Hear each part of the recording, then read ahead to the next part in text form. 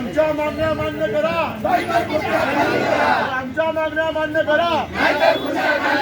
नामदार मुख्यमंत्री एकनाथजी शिंदे साहेबांचा, एकनाथजी शिंदे साहेबांचा, हिंदुत्व सम्राट बाळासाहेब ठाकरे यांचा, धर्मवीर आनंद दिघे साहेबांचा, जोर